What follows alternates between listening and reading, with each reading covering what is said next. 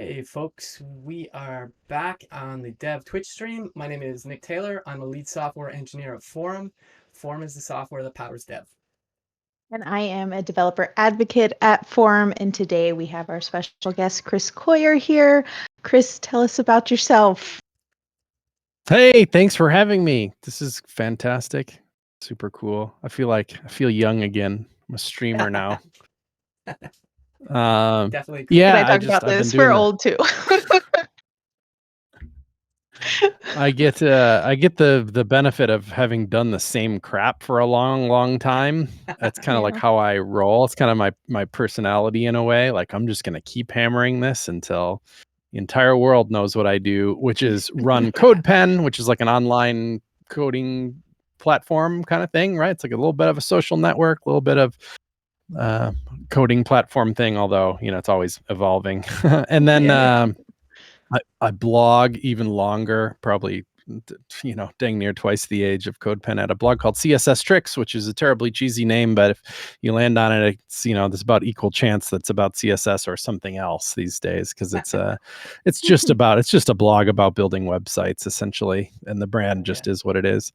And then I have a audio podcast called Shop Talk Show with my friend Dave Rupert, and we just go on every week, and we're over a decade deep into that thing too. So I just have these things that I just keep going on. Those are the three. Yeah. I think that's a good thing, though. I think so many people do stuff and then they just kind of let it, like they stop doing it. But obviously, you've had success in the things you've done because consistency. Yeah, I used to be really like almost too proud of it. Just be like, no, everybody quits too soon. Like the only success I've ever known is keeping at stuff. And I it's not like I hate that anymore, but I've changed a little bit, and that I think there is some nuance there. Like if you drop something because it's like provably not working, that's like okay. Like you can move on. It's cool. And that there's even sticking with stuff, as I have in reflection, might be like, yeah, but how good are you really doing, Chris? Like maybe if you were to explore some different things in your life, you could have had more impact or been more successful or done something else. But yeah, can't A/B test life. Gotta just roll with what you do. And I've done just fine enough that I feel okay about it. Yeah. Anyway, well, we mentioned Codepen here. I love Codepen. Yep. That's how I got started in tech, was with Codepen. So anyone has questions on any of that, just let us know in the chat. But we do want to kind of maybe start there. Sure. Let's start with Codepen. I love Codepen, so I why know not? you had Marie on the show, right? We did have Marie on the show a couple months ago. Yes, and Marie was on. She was talking kind of the community aspect of Codepen. It is, just like you mentioned, kind of, it is a community. It's the community I was involved in when I was first getting into tech, sharing our pins and sharing our code and learning from each other. So that was always fun. And just tell us a little bit about, like, how did Codepen come about, Chris? Sure. Yeah. I mean, there might be some people that are a little sick of this story, but the abbreviated one is that Go for it. Is that I wanted something like the really, really early days stuff. Is that I wanted like a code playground like Codepen to use on CSS Tricks, because I had all these like demos, right? And the demos, I'd be like, click this link and go look at the demo over here. And I had built my own little janky system for doing that, which was just like, then you're looking at a full page HTML document in your browser that's showing you what I want to show you. And it's on, if you want to look at the code, well, go for it. View source then, or something, or go back to the blog post where I show you relevant snippets of code. The ice had already been broken with tools like JS Fiddle and JS Bin, which are still around today and still do what they do today, where you're looking at both at the same time. And that doesn't seem weird today to most people, like, especially because you're a developer. You probably have, these days, you have Chrome and VS Code open all day. That's just like what most developers, that's how they roll these days. So of course you're looking at code and the results of your code at the same time. And you were back then too, but the idea of doing it all in one browser tab was new at one time. Like, can I show you code and the results of that code in one browser tab window? At one point was a little revelatory idea. And then like shrinking that even farther, which is, can I take a little bit of code in a small result and put it in a blog post? And that's what I really wanted, like that would take, blogging about front end development to another level, like how convenient would it be to prove that this code that I'm up showing you does what it says it's going to do. It's not like a copy and paste it over here and hopefully it does. It's like, no, it does. It's right here. It's working, which is kind of that Codepen like demo or it didn't happen tagline. We don't lean into it that hard, but it's in the footer, I think. That kind of like prove it then kind of thing. Which I know like. you said people are tired of this story, but we just got a comment in the chat about that's a really cool story. So yeah, nice. No, I don't. It's not like I didn't mean to like accuse your question or anything, but I feel like I've told this a few times. And then there's the so I enlist help to do it, and I was thinking, oh, this will just be like an open source thing, and I'll just spin up an instance of it for CSS Tricks, and I'll put my demos on it, and that's that, because I had some dev friends with differing skill sets than I did that could help me with things that I'm not particularly good at. I mean, to this day, I don't think I have written a full database schema and then written an app around that database schema. Like, I know what that is. I know how to think about it. I could sit in a meeting where we strategize it a little bit, but I can't, like, I'm not sure by myself that I'm that good at that. In an app like Codepen, obviously it needs a database schema. Even in the very earliest days, people needed to think about data and the smartest ways to store and manage that data. And these days it's, 10 times as complex as it was back then. But I was like, I don't want to do that. Like I have other skills. Like I can, I'd rather work with people on it. And through my whole life, I tend to work better on small teams than I do by myself. It's nice to have help and think about things together. So I enlist my friends, still co-founder to this day on Codepen to help me out with that little open source thing. But then I don't think we ever really got around to open sourcing it, because really early on it was like, okay, this thing's going to have like auth for one thing. And then it's going to we're going to do code processing, but we're smart enough to know that the code processing should be microserviced out, to like not be part of the monolith. So that'll be going on, and we'll have microservices for all kinds of different stuff that we do. And it started to get to this point where like, that's like awkward to open source, because you're like, there's all these weird, and there's payments, right? And that's all, we didn't know what we were doing. We've had to rewrite the payment system on Codepen a number of times to like get modern and feels like a well done payment system. Like to open source all your payment crap feels weird too. So it's like, maybe regrettable. Like maybe back in time we could have found ways to open source bits and bobs of it. Obviously y'all have had success at Dev open sourcing forum and stuff. There's paths to doing this correctly. We just didn't.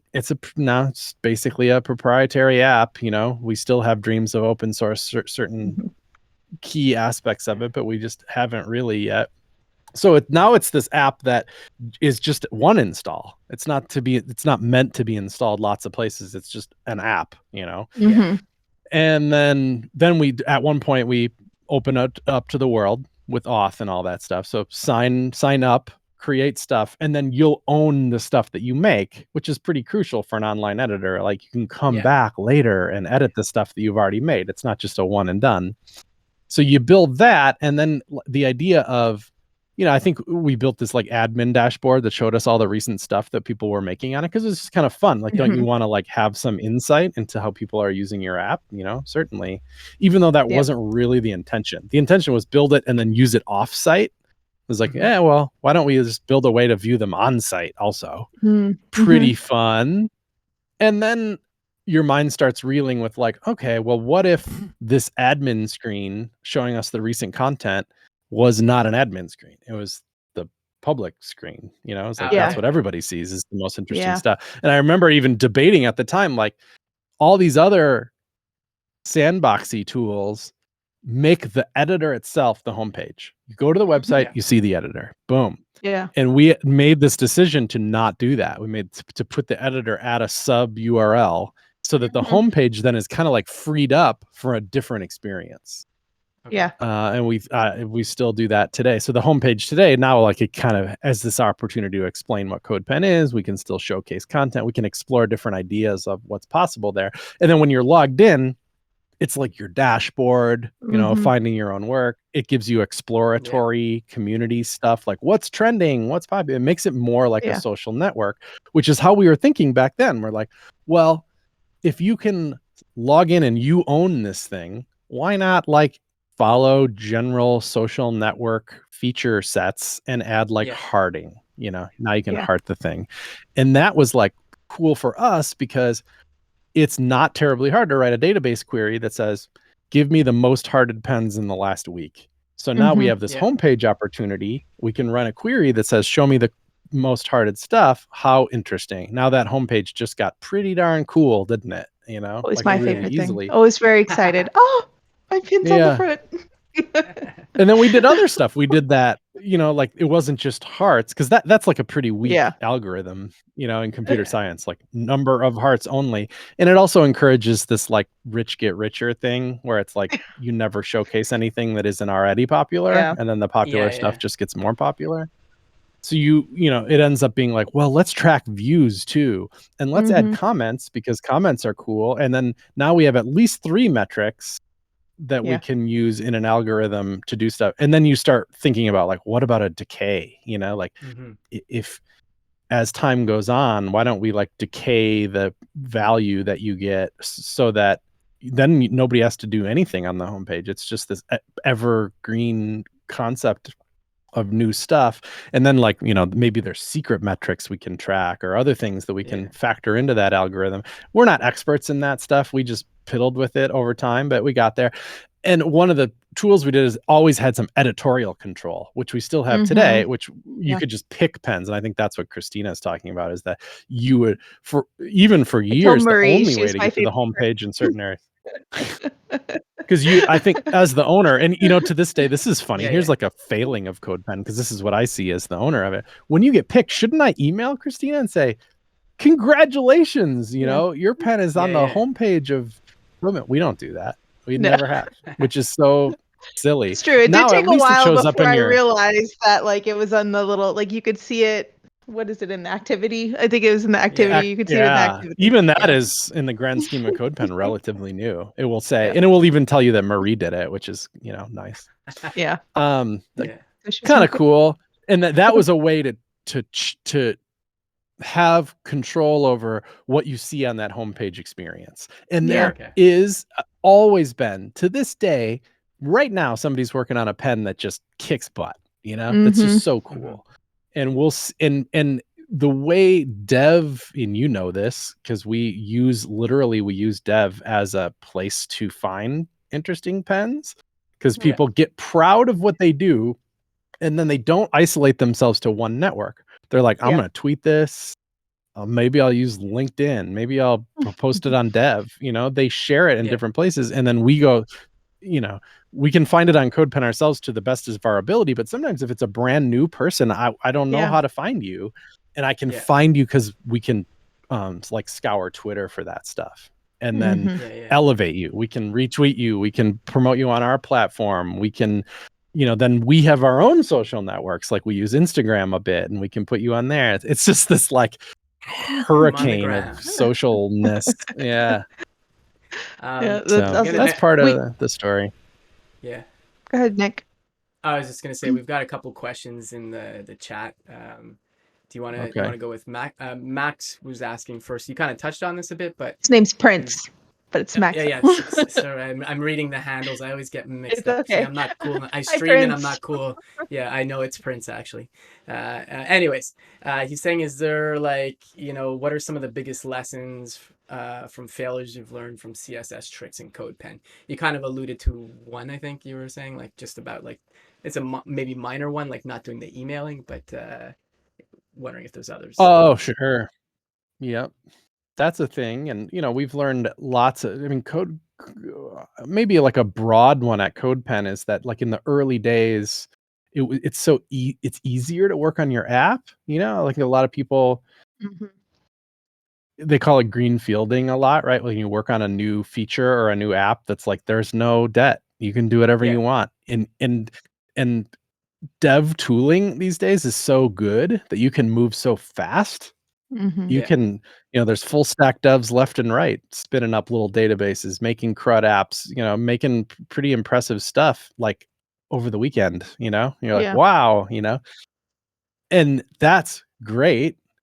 But also, like, it's not necessarily always reflective of like long-term reality. Because then you Mhm. like get a few customers, and what if you get 4 customers and your first 3 all have little features they want from you, and you build all 3?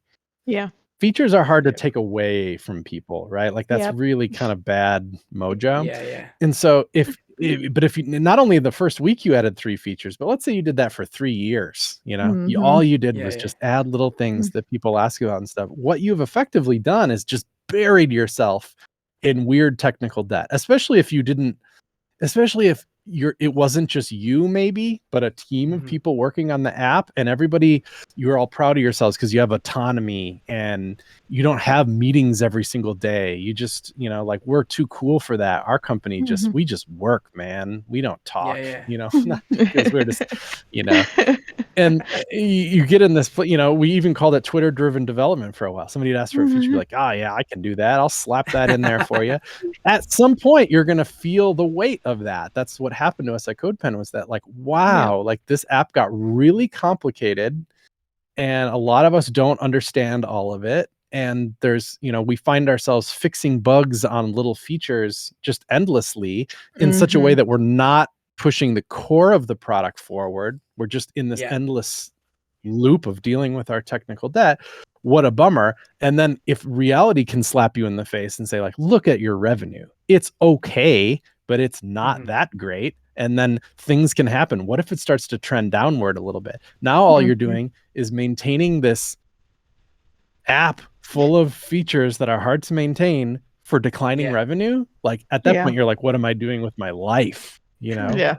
We've had those kind of moments, and it's we've had to go through some struggles of like, okay, well, let's fix the technical debts and see what that Mhm. does, and Yeah. let's fix some expenses and see what that does, and let's do some Yeah. of this stuff. So I think if you're like casually looking at Codepen over a long time, that you might look Yeah. at us and be like, what are they even doing over there? Isn't that product just feature complete? Like, do they just sit there and earn money off of this thing? Does anybody even still work there anymore? Because I think it's been a hot minute since we've had like a blockbuster release of Codepen. I don't know. I I could always just notice see every that. little like thing that I'm like, wait, that's new.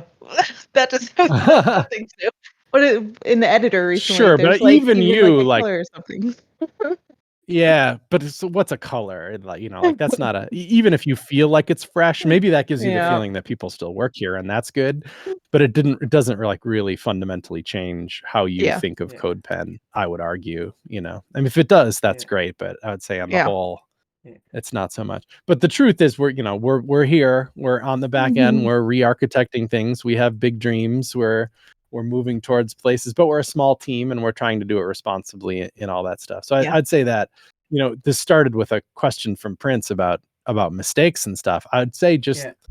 you're gonna make some, and then the question is, what Mhm. do you do with the mistakes after Yeah. that? Like, you can't just avoid all the mistakes, because some of this stuff is hard learned, and there's Yeah. one way to learn it, which is to make the mistake and then get out of it. But yeah, I Yeah. don't know. For I don't know sure. what to tell you. Like, the advice definitely isn't just never make mistakes, because Yeah. that's going to be Yeah. too hard. But, and talking is a big thing too. I think if we were less siloed Mhm. early on, if every single feature, like, you almost put stuff into place that said, like, Okay.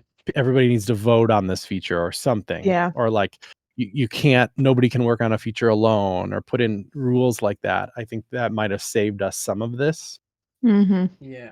type of stuff. And it's really, I'm, I hate to say, it sounds worse than it is. I don't mean to make it like, we don't know what we're Yeah. Everything's doing, falling apart. We've got some similar things at Dev, especially as Dev yeah, moved to Forum, and that was when I came in as the community manager before I yeah, was just the developer advocate for the open source project. Like one of the things I came in and I was like, why are y'all accepting like every feature?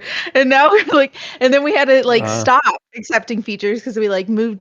We were no longer Dev. We were getting Dev feature right, requests, but we had to think of Yeah. Forum as a whole, and so that became this big thing of like, this is what the community expected. They expected like if you came in, you put in a feature request that you were probably going to get it to it, or someone could contribute to it in the community if they wanted to. And then we Right. had to be like, wait, don't. And you And don't so really do the benevolent no, dictator thing, right? There isn't just one person or is there no, at Dev no. that's kind of like, no? No, we started a RFC process, so that was also a Okay. shift of like something where people were a little bit upset about of like having to go in and like, well, we need to actually like go through product. We need to think about this stuff in the sense of like you were saying technical debt and Yeah. all those kinds of things, and we need to get approval from everyone of like whether this is something we should add. Like, and so Yeah, like, does yeah, it it's make sense interesting. for, yeah, because we can't think in a dev-centric way anymore. It's like, because like Hmm. people that Mhm. are members on dev are typically a developer or like somebody in web dev or a programmer. So they're like, yeah, can we put in this like very developer specific feature that, somebody who's gonna have, I don't know, like in the future, like some gardening, community, they're not gonna care that there's this cool markdown, whatchama thingy, I you know? know. Isn't that at odds though? Does that mean that because you can't focus on developer focused things, that dev will like not be what it could be? Like that's a pretty I think that's existential the question. balance that they've been trying to figure out too, and Yeah, I think that's we just got a wonderful new head of product and yeah, who's yeah, working on a Mm. lot of these things, yeah, figuring it out. Is the answer Uh, like extensibility? Is it like, well, you could yeah, add mhm. here's the core Yes, software, but you can add a plugin to it that makes it more yeah, dev centric? Yeah. that's what we're yeah. moving towards. Yes. Yeah, we'll Mm. have some kind of plugin or extension ecosystem. This is like North Star kind of stuff, but Right. that's the way where you could say like this dev centric community can now have all these things that they wanted and it doesn't affect any others. So, I don't know how far away we are from that, but you know, but that's kind of the dream, Yeah. Yeah. But Yeah. We did have another question from Stephanie. Hmm. She would like to know, will Codepen ever give users analytics? She says she has a pin that gets like wild traffic and she has no idea why. Mm. yeah, it's Stephanie Yeah, Probably Eccles. your that's blog, awesome. Stephanie. Is it in a Yeah, blog or something that you've done? We have, yeah, is it Stephanie Eccles? Hi, Steph. yeah, Yes. yeah, yeah, Is it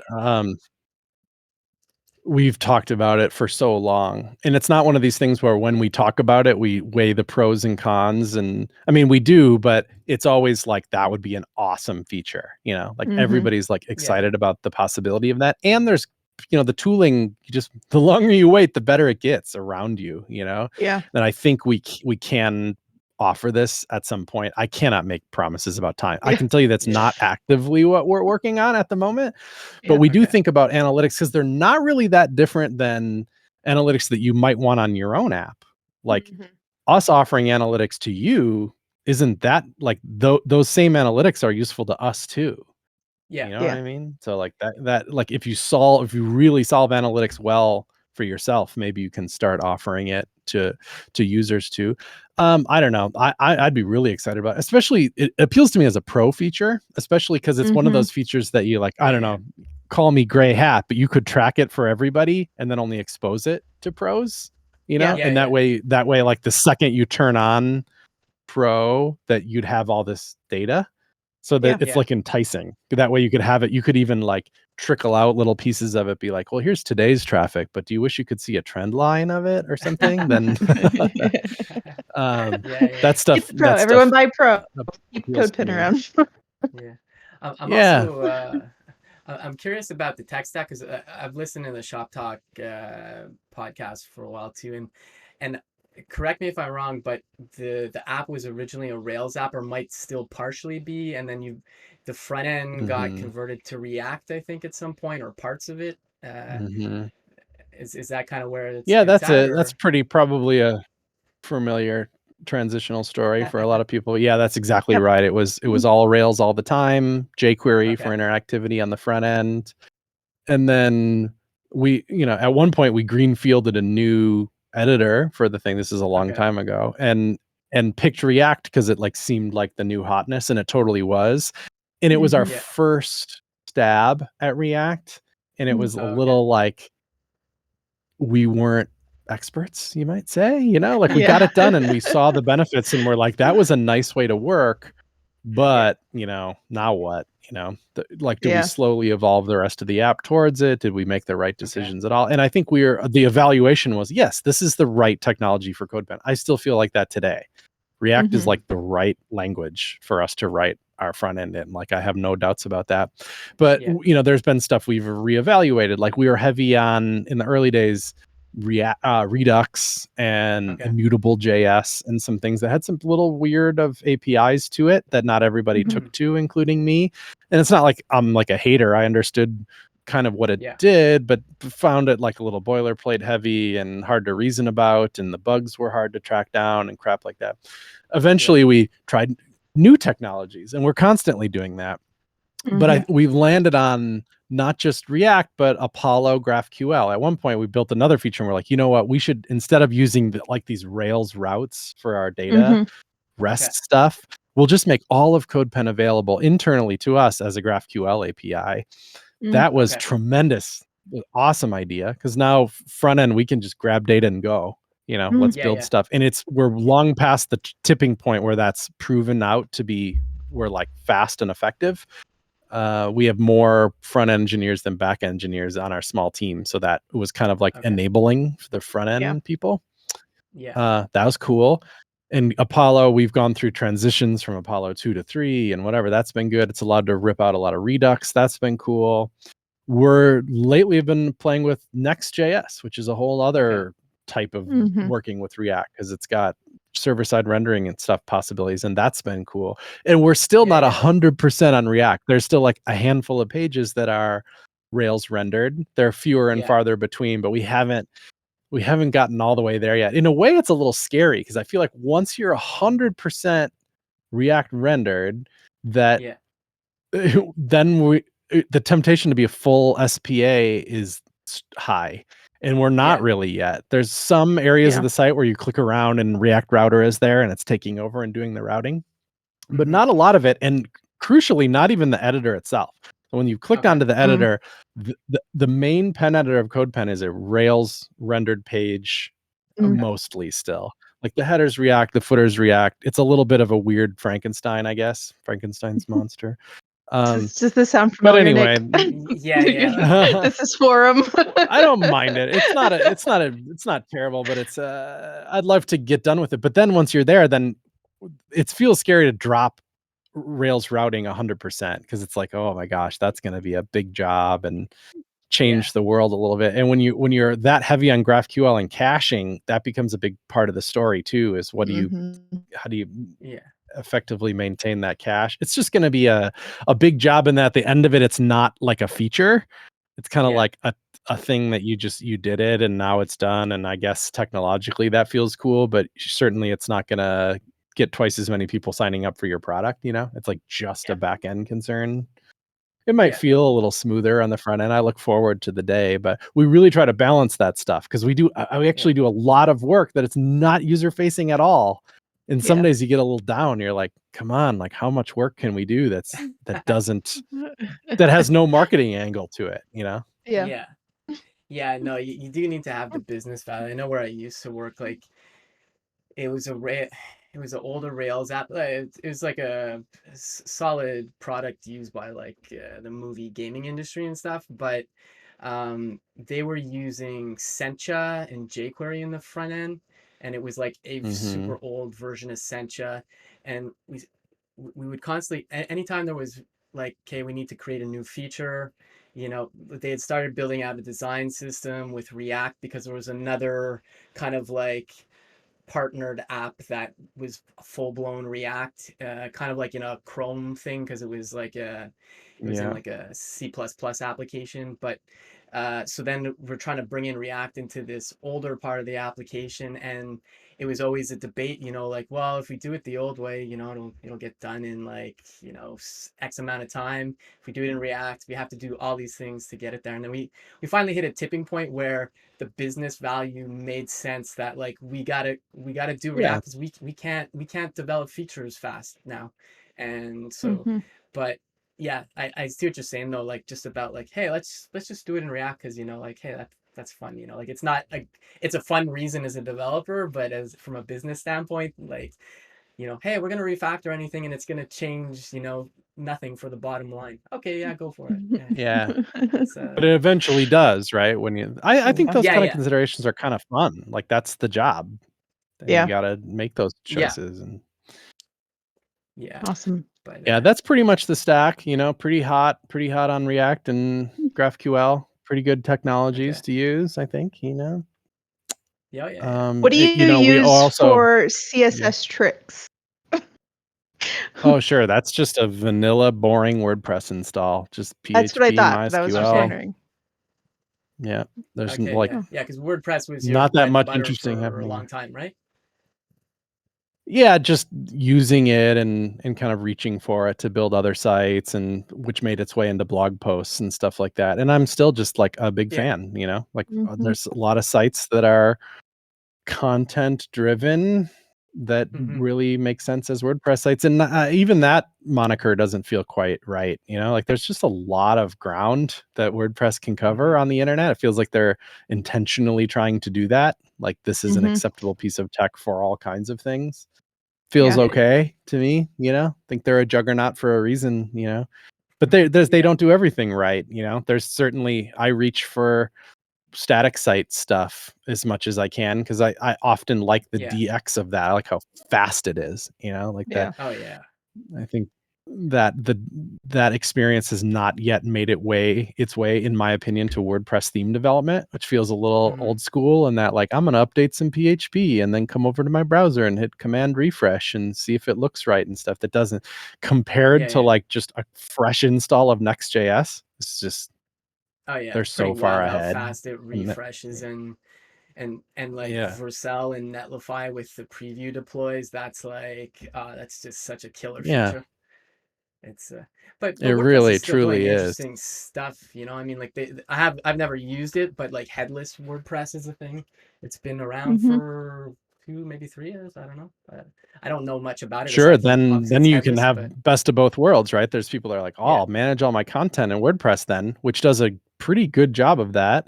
Um, and there's lots of other CMSs that do a good job of that too, but are like Yeah. kind of yeah, on purpose in that PHP world because there was just yeah, more customers there, and there still are.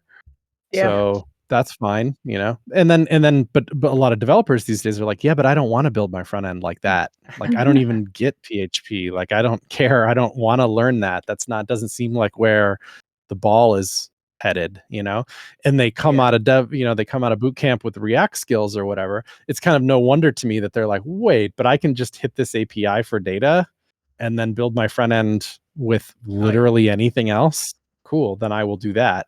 That adds technical debt in that now you're operating two sites. You have Yeah. yeah, this content site that needs to be up and running and maintained and secure and whatnot somewhere, and this other front end that uses totally different technologies.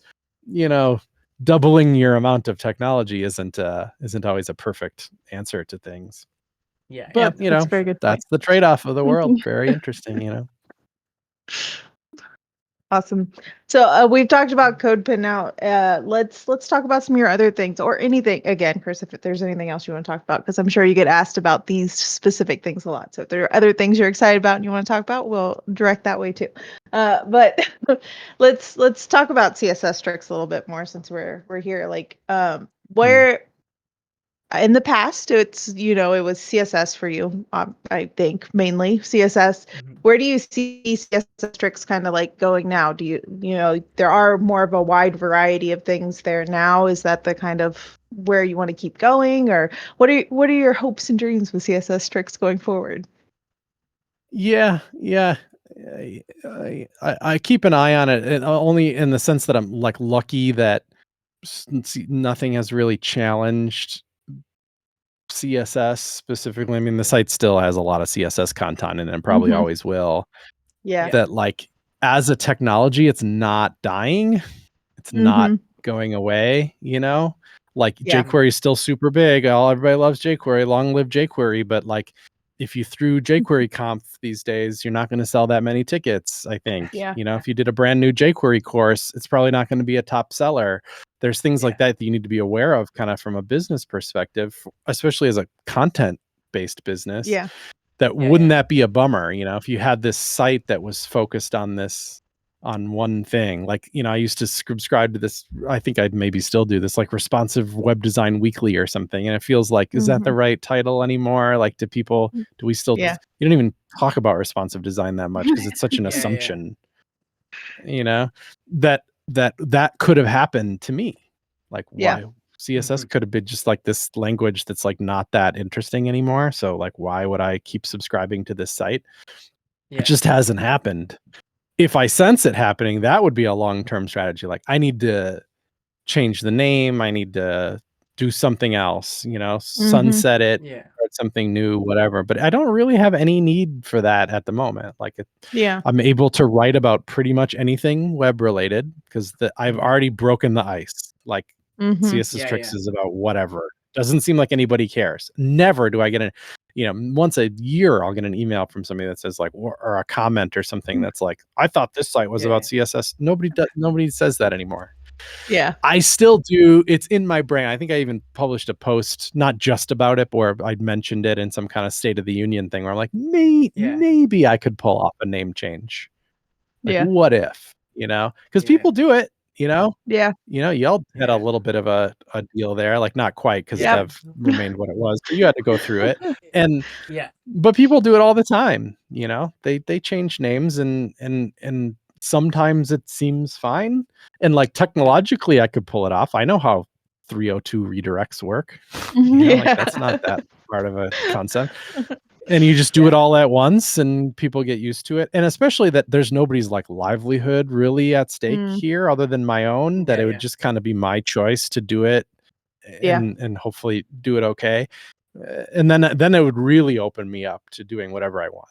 Then if I did that Yeah. right, then I could really change the game if I needed to and wanted to. So that's in the cards. I have no plans to do it. So I think there is enough downsides to losing the brand name to it that I'm not like anxious to do it. Yeah. So there's that. I don't know that the potential is there to double CSS Tricks, for example. And I don't even have any full-time staff. It's me and Jeff Graham, who's an excellent technical editor of that. And then Robin Rendell writes the newsletter and does some writing. Sarah Drasner goes in little spurts of writing, but generally about once a month kind of thing. So it's like, which is, then mostly just guest writers. And the guest writing is just, you write to me. There's a form on the website that says you want to write a post, you do it. There's, a hit and miss ratio to that because I get a lot of garbage through there, frankly, of somebody that just, they're like, can I write a guide to the basics of Flexbox? And you're like, no, like we have that covered. We have that. That's not garbage, but it's kind of like an unawareness of who you're talking to, Yeah. Yeah. Exactly. Yeah. Then I gotta say. So yeah, that's the business model of it. But can I double the, like, what if we doubled the amount of content that we publish on the site? Is it going to make a double of revenue? I don't think so. Like, it might go up a little bit, but I don't think so. We've really had to fight. We spend a lot of money, do a lot of publishing on the site, do a lot of maintenance of the site, and every year it's about the same. Like, we don't really grow that much, and I don't care that much because it's a perfectly good little business. But our trend line is not rocking. And I don't know that I care that much. Yeah. Well, yeah. Well, it's Stephanie says it's resource. a good a guest writing experience. So she's putting that out there. Okay. Cool.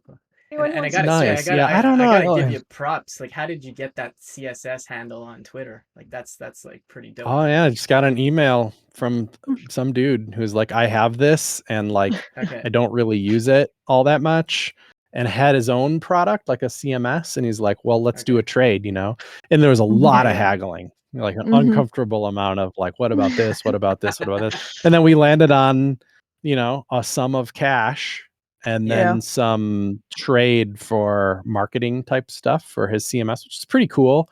What was it? I think it's called Drop In Blog or something. There's a free one for you. It's kind of like a, like, let's say you have a static site and you want to add some dynamic features to it, which is a pretty happy thing to do today in Jamstack land. Yeah, for sure. Yeah. Oh, look, there's me on the homepage. That's cool. And then we did the transfer, and it was a little heart sinking at first because what happened is the way that you do this is Twitter doesn't help you do it. There's no like, Mm. you don't let their support handle it. What they do is when you free up a domain name, they just change it to something else that frees Yeah. up the handle, and then you change yours to that handle that was just freed up. It's just a little hot potato thing. Yeah. The problem was that I transferred the money, he transferred his domain name, and then I go into the Twitter UI to take CSS, and it says you can't have 3-character Oh no. Oh handles no. anymore. We don't offer that. That's not a thing that you can have anymore. Damn you, So I'm like, validation. wow, worst money I ever spent, And then like this is the same story that I hear all the time with this Twitter stuff, is that so I tweet about it, I submit a support request, and at Mhm. some point mine just became at CSS. Wow. Nobody responded to the support request. Nobody told me who did it. It just kind of like some magic happened behind the scenes and I got it. Someone I at don't Twitter even know was who like, to I have thank. your back. Don't Yeah. worry. Yeah, probably I knew somebody at Twitter that was just like, oh, that's the CSS tricks guy or whatever. Maybe we'll hook him up or Yeah. something. So I You got really your back. appreciate whoever that was, or if I got the story wrong, I'm sorry about that. It was a while ago. Pretty cool pickup. I have occasional guilt that I'm like, I don't actually represent actual CSS. Like I'm not part of the working group. I don't, like I don't influence CSS in any way. I don't speak for the language CSS, but too bad I have your handle. You can buy it. I'll charge you a bunch of money for it. I'll haggle you to that. Well, hot potato again. Yeah. Yeah. So what I do though is I don't make it anything other than like a blog outgoing barf. Yeah. Like I don't use it as my personal handle. It's just the handle of the publication. Yeah. Okay. It was kind of some cool news today regarding it, because this is I don't know why I'm telling you this story. I'm just going to tell it because it's on Go my for it. mind and I have the tab open. WordPress, also the company, not WordPress org, because they're just a Mhm. nonprofit, I think, or open Yeah. source thing. But there's WordPress.com, right, which is Automatic's version of WordPress, the hosted one. And then there's all this other stuff that Automatic owns, and Automatic is doing like tremendously well because they're just Mhm. buying crap constantly. And but I think a lot of their money makers, I don't really know, I don't know their books, but they have WooCommerce, which is like Mhm. Oh, okay. I didn't paid know they owned that. plugins for WordPress. Yeah, they own it, and it's so big, and WordPress is so big that surely that must make a bunch of money for them, right?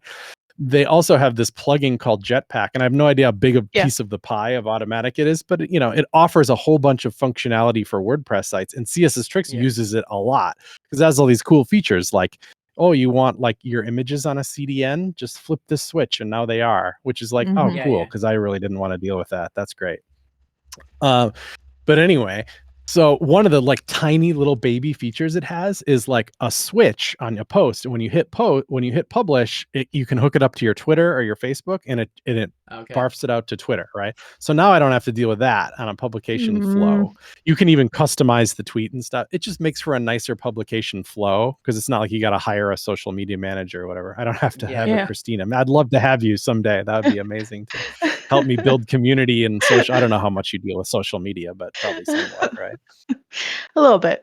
We have a marketing team that does a lot more than that, but Yeah. So there's all these people, right? I don't have a lot of people because we just don't Yeah. have the revenue for that. So I hit the button and it goes out. So that manages that. But lately I've been like obsessed with the like, what does that image look like when you tweet something? Oh yeah. Because it's just an The open social graph. card. Yeah. Yeah, like the right answer there is to like, spend your whole morning crafting the perfect social card for every blog post, because it goes a long way, like it's a Mhm. very provable metric that those things do pretty well. And I find this plugin, the social image generator for WordPress, that can programmatically create those cards with like nice templates. And the guy Daniel Post helped me design like a special one for CSS Tricks that's perfectly on brand for us. And you can't, unfortunately, what you'd like to do is just like use some HTML and CSS and just like template a perfect card like you can in WordPress or any other language, and then have that be the turn itself magically into the image. Well, that unfortunately doesn't work because you need like a headless browser or something to generate that into an image, and stock WordPress just doesn't have that available. So he wrote the thing in PHP. PHP has some ancient image generating functions deep in its Okay. belly, that are like Mhm. that require no additional technology other than PHP to run. And he designed all these templates in that. So now any stock WordPress site can generate these templated, beautiful looking social media cards. And because Automatic sponsors me, I guess I didn't Mhm. mention that. But I do Okay. work for them, telling them how cool their stuff is. That's not Uh-huh. what this is about. I was like, you should meet Daniel, because you got all these little social media features in Jetpack, but none of them Yeah. are as cool as what this guy's doing with social Yeah. media. Okay. And introduce them. And the blog post comes out today that they bought him. You can't, not him, but they bought Social Image Generator, and now he's working for Okay. them doing that, which is like a nice little full Nice. circle moment. Yeah, that's But awesome. it all That's came back awesome. to that Twitter thing. Is when I hit the publish button, I like that the @CSS account on Twitter is just a running log of our blog. I might Mhm. respond once in a while if somebody has some heated feedback or something, but it's mostly just a megaphone, Okay. Hmm. Yeah. which is Yeah, social twice as cards are a popular big as my thing. personal. It's twice as popular as my personal Twitter account. So what the people want is not, they don't want your personality. They want I mean, you RSS have in a a lot of different. followers too. I You got a know, good but not profile as photo many as. with the Codepen hat. So Yeah, that hat. Yeah. maybe change it to an NFT. Maybe that'll help. I don't know. Oh, no. But, Yeah, social cards are actually I got because I help with our forum.dev where we get people putting in feature requests or comments or things like that. And Mhm. that was one of the things today. Like, why can't I get the social cards like they are on dev on my forum? Self-host or self-host okay. Yeah. Oh, option. well, good And I'm point. like, I know this is an issue. Let's figure it out. So I've had to help Yeah. several people with this and trying to help them get the social So cards what's just the right. deal with Yeah. it? There's two ways to do it, right? Like you'll host a forum for people, right? Or they can Mm-hmm. Yeah. self-install it. What's Mm-hmm. more popular? Well, right now, it's enterprise as far as like Forum Cloud. So it's Nice. like Yeah. bigger like companies doing Forum Yeah. Cloud. The pathway will eventually hopefully be three separate options. It will be self-host for people who just want to get in and just kind of like do their own thing and Yep. mess around with Yeah. it. Mhm. Hopefully some What do you kind get, a of like subdomain swipe your then? card. Yes, you get a Yeah. subdomain for that. Uh-huh. And then hopefully like a swipe your card, get your thing up posted, not for that much money, and then the enterprise option as well. So there's Yeah. gonna eventually be three pathways, but we're obviously still working towards all that. Right. Right now, the Yeah. self-host option we released like a Looks month pretty now new. ago. I don't know. Yeah. It It's pretty Yeah. hasn't been that fresh. long. So yeah, we're Okay, still interesting. getting people up on that. That's what I was Yeah. wondering, because it's like technology pretty well, and it looks like, because we just got done talking about these CMSs and how a lot of them Yeah. are Mhm. PHP and whatever. It looks like isn't. 'Cause I also think of Mhm. that app Discourse.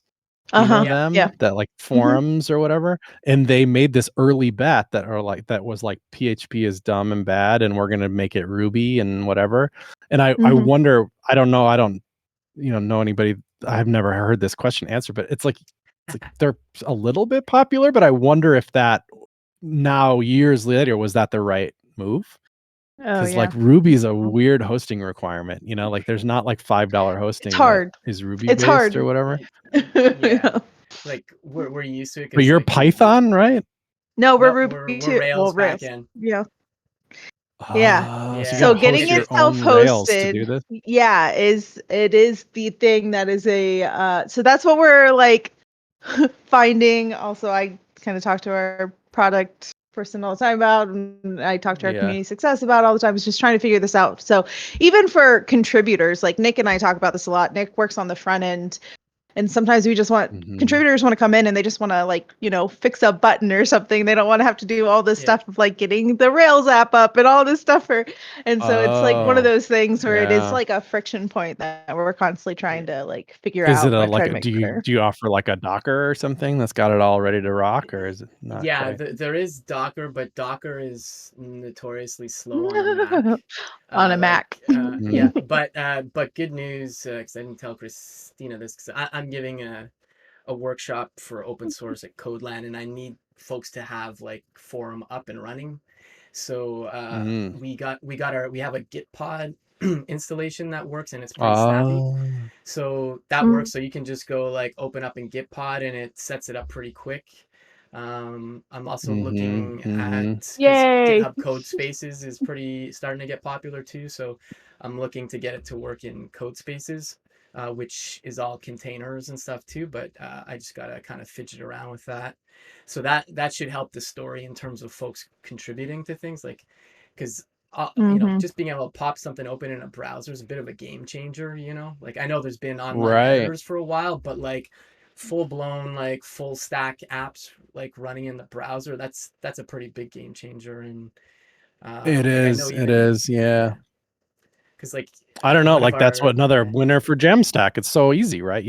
You pull the thing and you type npm yeah, run build or run start, and the whole thing is ready to go. And you see people doing more clever stuff, like having a little fake MySQL light sitting there too if it needs data or whatever. Like that yeah. story is so good.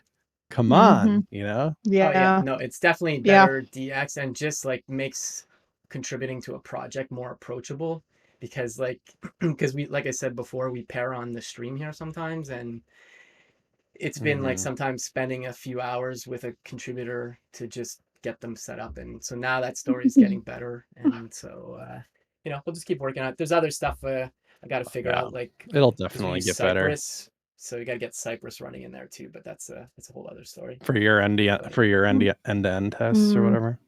yeah, Yeah. so Yeah, yeah, that's it's cool. That's good.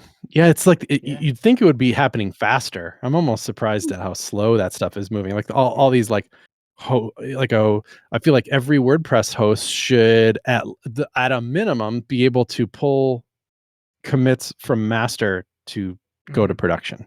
Like, why does every host not do that? Like, literally yeah, every host. Like, that's a developer expectation these days, is that when I push to master, that means deploy, or you yeah, configure it yeah, a little bit. Maybe you have a special deployment branch or something, and that's what goes to master or something. But it seems yeah, so wild to me that I would, in this day and age, have to wire up a deployment process when really it should be Git yeah, centric. yeah. Yeah. Yeah, no, that's how we roll too. As soon as we push to the main branch, it deploys, and it runs all our tests. I mean, I think maybe part of it is folks not necessarily having confidence, and that's where tests can definitely build your confidence to add that automation. But you could also be in YOLO mode in the early days, where you just like push to master, and just, cross your Yeah, fingers.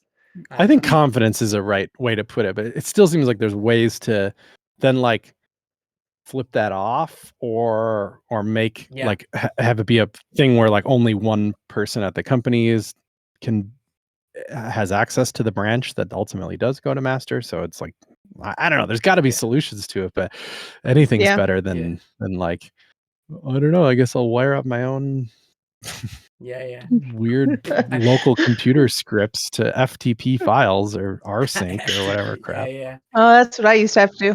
FTP Yeah, files yeah. too. I work FTP with Mhm. to shared Drupal. hosting.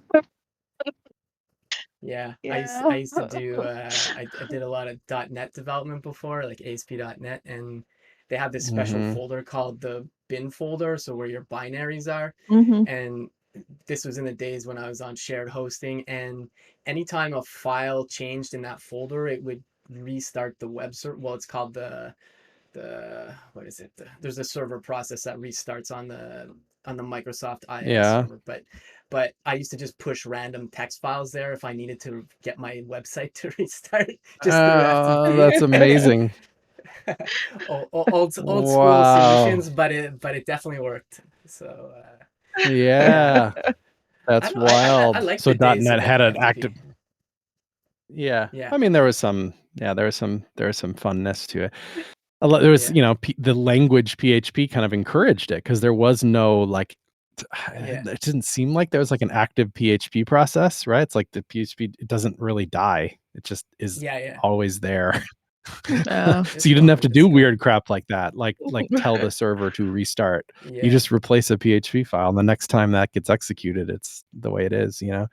So the yeah, FTP kind of like lent itself to that technology a little bit better, I think. Whereas Ruby, you have to be yeah. like, okay, Ruby, my files are in place now. Please restart. Yeah.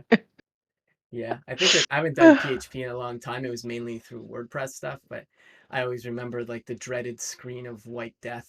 Like it's like what just happened, Yeah. Yeah. like if you didn't have access to the logs like on shared hosting sometimes you'd just be like, "Oh well, I guess just push Right. something else up."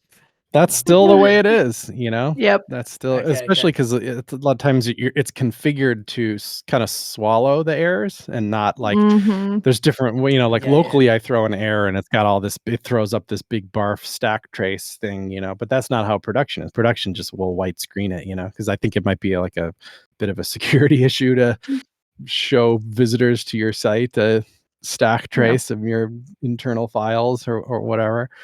Yeah, So yeah. yeah, definitely have to be careful. In the last month, I've probably had to download PHP error logs from a production server multiple times to be like, Okay. okay, what's Yeah. wrong now? That type of DX stuff, I think, is like really bad, and Yeah, I yeah. surprising how long stuff like that can hang on.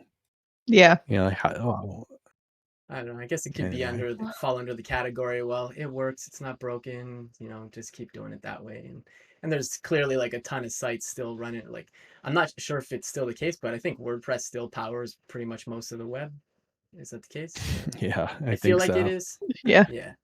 Yeah. But So there's Yeah. things like everybody's so entrepreneurial in this world, and dev tooling, there's so much money in it and stuff. You'd think like the incentives are there to mhm. fix problems like that, but apparently I'm wrong. Yeah.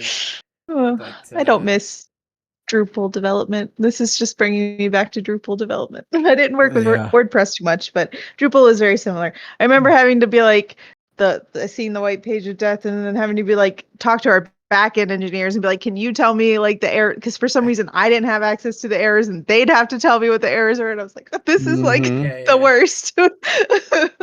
It's so Yeah, it's the slow. same thing. A lot of times when I Yeah. just say WordPress, I'm like, I literally mean it because Yeah. I worked it, but it's all the same essentially. Like it's Yeah. Hmm. some PHP based MySQL based thing sitting on some average hosting that powers much more than half the web. Yeah. Like WordPress is big, but throw Drupal and whatever Joomla and Craft and all these other kind of big names in it, then that's what got to be 80% of the web or something. Yeah. Yeah. Yeah. Yeah. I'm kind of curious. Like I was mentioning at the start, before we went on live.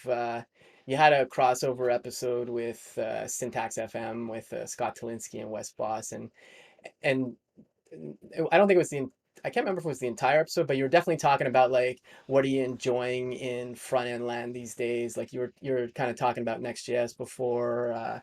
Like what's kind of got you Mm, excited in the space of all things front end these days? mm, yeah, I mean, I'm pretty excited about just when I have the opportunity to, and it feels right to build front ends through componentry, just the generic term component, meaning like Yeah. the like React components or Vue components or Svelte components or anything, but just I get to decide what's a component and Yeah. I can nest the components however I want to. So it's me and my team's mental model of how we want to express the front end that we're building is totally up to us, and the technology that we're Okay. using supports it. And I think JavaScript does a pretty good job of that. They're the winners so far. And I think that's Yeah. why JavaScript has taken over, is because that component model is so sensical to so many teams. Like it feels Hmm. like the right abstraction for front end Yeah. development. I can pass data to it and express the front end that way. And I can manage all the interactivity of it. It can run its own queries. It can be styled independently. There's these little pods of usefulness, Yeah. and I can kind of compose them together. And that's my website. It's like the perfect abstraction. Like, we did it, team. We found the Yeah. right way to we build websites. we did Congratulations, it, Joe. We did it, Joe. Yeah. But now it's like, well, we did it, but we picked JavaScript mostly to do it. That's, Yeah. Hmm. can be unfortunate, because then it's like, well, we weren't that worried about shipping these huge JavaScript balls to the user. Like sometimes they're slow, the performance can be bad, the accessibility can be bad. Hmm. Wow, a lot of bad came along for the ride. Isn't that unfortunate? So I think Yeah. that's okay. Those are like, not, it's not okay, but there's they're solvable things. Like maybe we don't Yeah. absolutely need JavaScript to be the component model. Maybe there's ways that we can express componentry in other ways. Like maybe web components will come along and be less JavaScript centric, and you can get all the benefits that way. Or maybe we can Yeah. keep using JavaScript components, but have them compile intelligently away from an all JavaScript model, and maybe do smart things with accessibility along the way, so that the final output of this website is either no or light JavaScript, but I still had all the benefits of composing the way I wanted to. And I think we're starting to see that with like frameworks like Astro are really super duper cool. And then it's like you build stuff with JavaScript components, and then not even an opinionated one. Like they have their own little format, but also your React components work, your Vue components work, your Svelte components work. Just bring how you like to author components to the party, and its fancy compiler machine assumes that you've authored them in a way that doesn't require JavaScript on the client. So it'll be on all HTML, literally zero JavaScript website by default. And then it's up to you to say, like, oh no, actually this little part of this component does require client-side JavaScript, and you just tell it that it does, and then it will load the JavaScript required to do that. That's a nice mental model. That's a model of like, I'm not loading JavaScript just because the framework demands it of me. I'm loading JavaScript when I deem that it's important to, and there's like a heuristic that says so. That's cool. I think that feels like a future model, you know? Yeah. I hope to see more of that, you know, and I hope to see the older stuff, the big dogs of the web like WordPress and Drupal, find a way to embrace that too. That even if it's in beta for 3 years, fine, but give me a way to kind of craft websites out of your technology, out of your CMS stuff, but with all the right DX stuff, that because you're behind already. So like, don't keep getting worse behind, you know, like allow me to do that. And I think that's kind of the future, is that components is like a big deal. Oh yeah, no, I definitely love thinking in components too. I haven't done any Vue or Svelte yet, aside from like maybe some small like Hello World kind of things. But yeah, like we use Preact at Forum, so it's React API essentially. But I just like thinking in that model too, and I like what you're saying, where like even if it's server-side rendered markup, you know, the fact that you can still build it with components that's really nice. Instead of having to say like, here's my components, they're only for the front end, and now on the back end I have to generate the same markup to match my component, and then, you know, bootstrap the JS on, that's kind of actually what we do have for it right now, but, because it's a Rails app. But we have this notion of Vue components on the back end now to kind of mimic things. Nice. So you know, you're still writing it in 2 languages, but then you're still getting the benefits of componentizing things. So you know. Yeah, that's just there's got to be a better way there. You know, not that what you're doing is wrong. It's just like I hope that tooling fixes that. You know, like we never even considered that really at Codepen. We don't have any templates that are both ERB and somebody else. We rewrote it in React, and we have to keep them in sync or anything. No, you know, I've seen WordPress sites composed in that way that use Vue client side though, that like spit out like a Vue template, but they're like this weird unholy PHP and Vue together kind of vibe. But then once you've done that, then you have this reusable component on the front end. Maybe not as you know, not as blessed of a solution, but it's kind of nice. And I think that people do that because they're like, I can't have 2 templates for the same thing. That's like not sustainable, you know? Yeah, I know there's like a React Rails project that kind of allows you to merge that thing, but I haven't dug into it too deep. But you know, you always find a way to make it work. Yeah, and then like if that's the tool, like maybe that's the tool that gives you other stuff too. That like, oh, it's like, well, it'll do the server side rendering too, and whatnot. And there's more stuff that's part of this story. That's like, if you buy into the components model, then you can buy into like a scoped styling solution too. A lot of people like that. You know, I think that's nice. And you can, if you buy into GraphQL, then the queries that are relevant to that component are there too. They're coupled Yeah. to that component, which is great. Then there's, some people are really into like state machines, like I want to Yeah. express the Oh, yeah. different possibilities of this component. That type of state machine modeling can live with the component too. It's not just Yeah. the like David's data gonna and show up in templating. here. It's like all this stuff that Yeah, rolls yeah. around with. Yeah, anytime you say state, he's summoned, I think. I Yeah. actually attended his he has a front end master's course. I have a membership there, and I never occurred to me to attend a live one when they record it, so I attended his, and it was really good. But it's a whole other way to think about things, but it makes a lot of sense when you like once you start reading more about state machines, like so you don't get into these like weird, like literally weird states, like saving is loading, like the triple boolean kind of things, Yeah. so yeah. I think it's funny. I think like if you had to look at every bug that came through and kind of categorize it into broad buckets, I would think Mm-hmm. something like a state machine as a solution probably fixes more bugs than TypeScript does. I've always thought, like, Yeah. how many bugs do we actually get for real that we have to fix that are because the type was wrong? Like, I don't mean to be a hater on it. Like, I'm sure it does fix some stuff. It has some good, Yeah. a lot of people like it, but like, I don't dislike it necessarily. I just think it's not solving as many problems as a state machine would. Yeah. You might have opinions there, Nick. I don't know. You like Oh no, well, TypeScript. I do like TypeScript. I am a fan of it. I've been doing it since the early days of it, but I tried proposing it at Form at one point, and like at the time there was also the name's escaping me. What's the Facebook flavor of it called again? Oh Flow. yeah, Flow. relay Yeah. or flow, yeah. No, it was Flow, and so I mean, I was more into TypeScript, and TypeScript's clearly one there, I think, but it adds another layer to like your build process and stuff, which I do understand. But there's other ways you can do it, like I think the not the New York Times, what is it, Bloomberg, or no, the Svelte creator, his name's escaping me.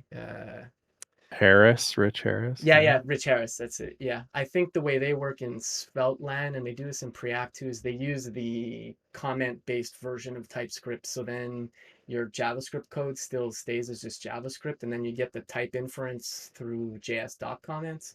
And I think that speeds up the Oh, build process. Not positive, but it's yeah, as you like don't need everything, to it's a process tool. it at all, right? It's just JavaScript. Yeah, That's clever. yeah, yeah.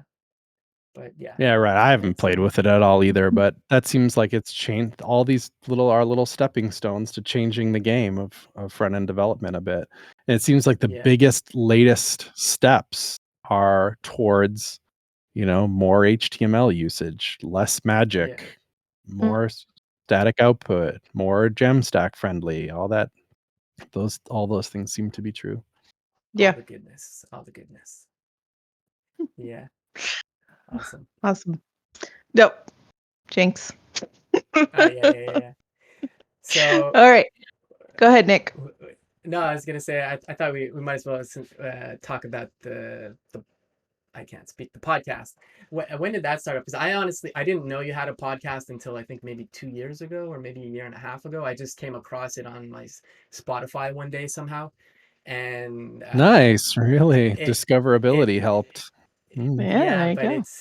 yeah, I enjoy the podcast, and I mean, David and yourself always crack me up. And I don't know if you play the banjo or not, but every time I hear the startup song, I just assume you play banjo. I don't know if that's the case or not, but I play a lot of banjo. It's my Yeah. main hobby, okay. actually. But I Yep. don't. Oh, no way. Yeah, I love it, but it's not me on that thing. That's a different kind of style that I play and such. So, Which style do you play? I'm going on a tangent with banjo now. Yeah, yeah, no, banjo that's tangent. cool. I mean, I like to play whatever, but I kind of specialize in playing it this claw hammer or frailing Yeah. style, Okay. which is Yeah, kind of that's an what my older husband does. style of playing banjo. Oh, Yeah. really? Yeah, Okay. right on. Yeah. And it's usually pairs best with old time music, which is kind of like it's bluegrass-esque, but kind of predates it a bit. And it's like fiddle tunes essentially. So like a melody that a fiddle player will lead and just go off on it, and the whole band kind of plays together and all kind of melts together into a Mhm. fun, recognizable sound. It's good to square dance to and things like that. But some people find it tremendously boring as well, because it's just kind of like this song that just kind of happens for 6 minutes, or in the case of a square dance, like 32 minutes sometimes. Yeah. Yeah. And it's a little zony outy almost. It's almost like punk or something, or it's just this like sound wall coming at you. Whereas bluegrass has this kind of like, we're gonna sing in harmony and sing these beautiful tunes, and then the Yeah, fiddle players will take a break and they'll just show off with these hot licks and stuff. And that stuff can be really fun and a little more like sometimes engaging to the general people, I think, because you're like, whoa, did you hear that guitar lick? Rad, feels almost like rock and roll. Yeah. Whereas old times kind of like this, just we're gonna just play this simple melody and kind of weave ourselves all together. Nobody takes a break in old time music. Yeah. It's not a thing. Yeah, that's that's how my husband plays, and he just got a mandolin again. He used to play mandolin all the time, and he just got one. His mom brought it. She's here, and he was like, "Yeah, I suck at like lead. Like I never, because he always just kind of blends in and does like all this stuff." And he's like, "I'm trying to like learn lead because that's what you mainly do on like a mandolin." And he's like, he's played for years. He's played guitar. He's played banjo and stuff. He's like, and I'm horrible at like just lead, doing all these things. So that's what he's trying to learn right now. I played mandolin a long time too. He's right. I think that in bluegrass, the mandolin has this sound like, Yeah. and you're like, it's cool. It sounds like it's an offbeat drum. It Yeah. helps bluegrass sound like bluegrass, but it's also like you don't even barely have to chord the freaking thing to sound like that. Like it's not that interesting of a job during a bluegrass sound. And then then the mandolin player takes a break and they just fly. They're all over the neck. It's this beautiful, like it's a great lead instrument for that. So I think he's right in that way. But like any other instrument, it can be played a lot of different ways. There's even mandolins sometimes in old time bands that just play very melodically and almost like they're double stopping like a fiddle does and stuff. There's you can find lots of ways to play that thing. Yep. It's definitely fun music though. Like I went to the Maritimes to university in the Maritimes in Canada, so a lot of fiddle music and like banjos can fall into. It's just kind of fun. Like just kind of give kind of. It's definitely a different style of music. It makes everybody smile. That's for sure. I like that about it. That people Joe does. You pass a band playing like that and they smile. Yeah. You can't not smile when someone's playing the banjo. Yeah. No, exactly. but then people have different limits for it though. Like I feel like the most common tolerance for it is like a smile, and then you're like, okay, next bar. They get sick of it real quick. And I think that's fine. My tolerance for it is unlimited. But yeah, too bad we don't have Levi on here because our podcast producer is a big banjo player as well. I just tweeted it out. I said, because like all the things like, yeah, we're talking CSS today. And I just tweeted to Levi, hey, we're talking banjos now. So, yeah. I didn't play any cool instruments like that. I was actually, I took a bit of piano when I was younger. I think a lot of people just end up doing that. But I ended up playing in a handbell choir, believe it or not, at some point. It was basically to get out of church. That was the main reason. Yeah. It's like I don't know. When you're in this choir, you got to sit in this different area of the church, and you're just hanging with your other friends who didn't want to really be in church, and you got to travel a bit and play some interesting pieces. But it's usually something nice. That when you talk to people about it, they usually don't forget it. They're like, oh yeah, it's that handbell person. And I'm gonna remember. Yeah. See? I played violin for a little bit, but only because my husband had no one else to play with, and he really wanted someone to play. And he made me play the violin. And I played. In high school, I played like clarinet, so way different than the violin. But yeah. I'm pretty much the only musician in the house, and I want so much for my family to pick it up, but I want it too much that I have to. Yeah. I can't even bring it up because I feel like I'm going to jinx whatever possibility I have. He leaves instruments around. We have 4 kids. He just leaves instruments around, hoping that one of them will just want to play. One of them got into the ukulele for a little bit, and then she stopped. iPad or ukulele? Yeah. You pick. Yeah. Right now it's all like pop stuff for my daughter, which is fine, but like it's the music I can contribute to the least, really. Yeah. Like that. Yeah. The background of it is like just some really just random bass tones and I can't I can't really hook it up. But I'll try. Pop I will and try. banjo. We're gonna work. Yeah. Yeah, We're gonna make it work. yeah. Little Some Cardi songs B work and great, some but a lot of Yeah. them banjo. I don't. don't know. Yeah. I'll try to Sometimes keep they're the like too complicated, because pop doesn't mean simple. In fact, Yeah. in my experience, it Yeah. mostly means complicated, Yeah. like fast, weird chord changes and different weird Mhm. structure and stuff. Whereas Yeah. comparatively, your average bluegrass song is just really, it's like people make fun of cowboy music, three chords and a horse or whatever. Yeah. Yeah. That it's Well, actually the quite horse is simple. crucial. Actually playing the banjo, it can, Yeah. the finger rolls and stuff, it can sound complicated, but the structure of the song generally is not. Well, I think people think that with pop all the time because you can do just like some chords on a guitar or something and go along. But if you're actually doing like the melodies and all the stuff that they're doing, it can be Yeah. very, very complicated. Indeed, it can. That's still on my to-do. Learn guitar so I can be cool. Be that person or like by the campfire. Oh wait, hold on. I've got a guitar right here. Let me You just have to learn Yeah. one song so that you can just pull that I'll out. tell And then you, when they it's ask for another, you'll say, "No, let someone else no. go." Yeah. Yeah, you better leave on top. In my Yeah, experience, exactly. it's hit and miss how actually cool people think that is. Yeah.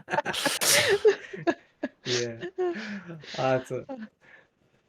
Well, If you're not the person that says, "Let me play," like my husband just always like just sits down and kind of plays in the background when other people are talking because he's like bored or whatever, and then everyone stops and listens. If you're the person's like, "Listen to my song," then people might not like it so much. yeah. That's true. Cool.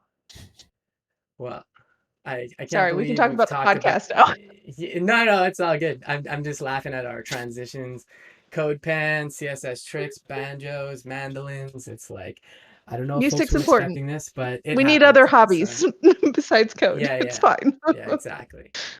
Yeah. I guess we can kind of, because we're getting close to time, maybe just talk a bit about the podcast. I guess I think I don't know how you know David Rupert. I'm assuming you've worked together at some point. I imagine you mentioned that on the podcast at some point. I can't remember. I can't hear him anymore. Can you? Oh yeah, we lost your audio, Chris. So I'm not sure what happened.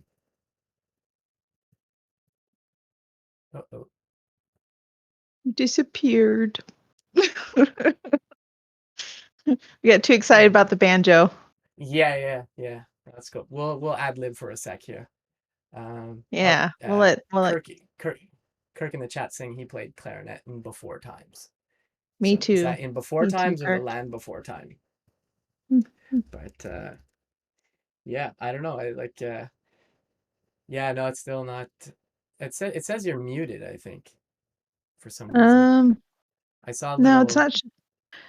Now it's muted. No, it's not muted. He was just trying different things. Like it was the headphones that muted Oh, for a okay, second. okay. And then he's just Oh yeah, trying. you're back. Oh, Yeah, there you go. I It's see just the a green. plug. I think it's a plug issue. Oh, but that's gonna be my laptop mic or something bad then, right? Does it sound Okay. really bad? No, No, it sounds pretty good. I don't think so. It sounds fine. Yeah.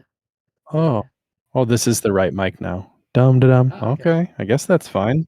Yeah. Sorry about that. That's I don't That's know. I okay. guess it was the plug. It's all good. This is one thing. This is kind of one of the reasons why I actually like streaming is like it's not a polished, perfect YouTube video, and that's not expected. Like if something goes wrong, it just adds to the shenanigans, basically. But yeah, we were talking about the podcast. Yeah, so like I can't remember how you and David Rupert met. Who seems to be like a pretty cool It was dude just from a what I've heard. pretty organic thing. It was just he lives in Austin, Texas, and Okay. Austin was and still is the home of South by Southwest, which used to be very cool place for web designers and developers to go. It was like the conference to go to. Even by the time I was going to, it was kind of past its heyday, I think, but I kind of made the best of it for a bunch of years after that. I don't know that it'll ever bounce back as being like the premier web development conference anymore. It's just I don't know how to describe it, but it's just not that anymore. But I would go to it for years and I'd run into Dave there because of course he would go because he lives right in town. I don't think that's a given that developers in town go to South by Southwest, but whatever. He did at the time. I would embrace it if I happened in my town, sure, Yeah. And I just ran into him and we just hang out and became kind of conference friends pretty much, and then probably Twitter and stuff. But no, I don't think we've ever done a professional project together, which is Okay. interesting. Like I think we would probably work together just fine. I mean, we work together to like build the website for Shop Talk Show and like little baby stuff like that. But I think it helps Yeah. because it gives us very different perspectives on what we talk Mhm. about. Like I've always been a Mhm. product guy and he's always been a client work kind of guy. So we have those two different perspectives. He went Windows for a Okay. long time and I'm Mac. So there's that kind of perspective. Okay. He often works with really big companies, and I've never had that experience. So it's kind of nice how different we are in that way because we're the same in so Yeah. many others. Just white guys, computer Yeah. white guys. How rare, Yeah, says yeah, no, for sure. No, it's I don't know. The banter you guys have on the podcast always cracks me up. And I know I don't know what your thoughts are on web components. I know Dave's pretty big into them from what I've understood in the podcast. And I know he's been working, I'm going to go on a couple tangents here, but he's been building out an accessible tab component for like forever, I think, because it's definitely a hard problem. It's because it's not native right now. Yeah. Right. I forget the whole story with that, but it's not that like there should be a perfect web component version of tabs. Like that would be nice. But really it's Yeah. like it should be research driven. This is part of the Open UI project, which I don't Mhm. fully totally understand, but I think the point of it is like it's in its perfect state would be a breeding ground for what actually goes into actual web browsers. So like Okay. end game, wouldn't it be nice if there was tabs as like literally HTML elements and you could Hmm. do that, but you can't just decide that, Yeah. like it turns out when you actually research tabs, what they mean is, there's 5 different major things that could mean and the ways that they express themselves. And it's like, well, just pick one then, I guess. We're like, oh, okay. That's going to make a bunch of people unhappy, probably, but maybe. And then Yeah, even yeah. how there's not just going to be a tabs component because tabs they're a conglomeration of components. There's the little tabs Hmm. at the top that you click, and then there's the content areas that hide and show. Yeah. Oh, Oh, I think you froze, Chris. It's okay. yeah, it's You okay. can come back in a minute. It's a good freeze frame. It is. Is it Yeah, There we go. oh, We're yeah, I you're back. back. see. Yeah. You're You're good. back. You're You're good. back. Oh, It yeah. didn't take long. I'm gonna That's I'm gonna weird. blame the pandemic on that one. Um, Yeah. Yeah. Too many people Yeah, online. it's just me Mm. somehow. So like I was yeah, talking about marking up tabs, right? There's not just Mhm. you can't just do a, angle bracket tabs component. Yeah. That's yeah, not yeah, enough. You need to be able to express. So like you could do like button, button, button, button, button, div, div, div, div, div, and then have yeah. that turn itself into tabs. But like, does that actually make We're You frozen again. paused. It's okay. Yeah, yeah. No, he's just thinking about it a bit. That's all. Um, no, it's all good. It's all good. Um, You're back. and you're back. Yeah, sorry, that I don't think it's gonna get any Okay. better. I mean, it's That's trending okay. worse. So We're I we're towards the end of time anyways, and Yeah, that's yeah, fine. Like we exactly. don't have to keep It's stressing the the Twitch the gods computer telling out. us to shut it down soon. That's what it's doing. The Twitch gods. Yeah, I shouldn't be speaking for Dave anyway. Like he'd be a better guest to talk about his own work. There we go. We'll have to reach out to Dave sometime and see if Dave will come on. Mhm. Well, Yeah, yeah. Chris, thank you for coming on. We really enjoyed talking with you. For anyone just coming on and wants to watch this later, we've been talking about Codepen, CSS tricks. We talked about banjo for a while, Yeah, and crucial instruments in part. general. And the podcast Shop Talk. I've dropped links for all of these things. I'll also drop Chris's Twitter account in just a second as well. Nick, did you want to say anything else? No, same here, man. It was really great talking to you. It's maybe one day when Likewise. conferences are I still haven't really been to any front end like conference in real life, so maybe one day I'll meet you at one of those. We'll see. We'll see. Or I'll start playing the Yeah, I banjo. hope so. Yeah, yeah. No, thanks again for coming Oh, on. This was really awesome. yeah, my pleasure. Good luck with the stream. That's awesome. It's lots of fun to chill with y'all. Cool, Thank cool. you. All right, folks. Well, take Bye, care y'all. and we will see you next week.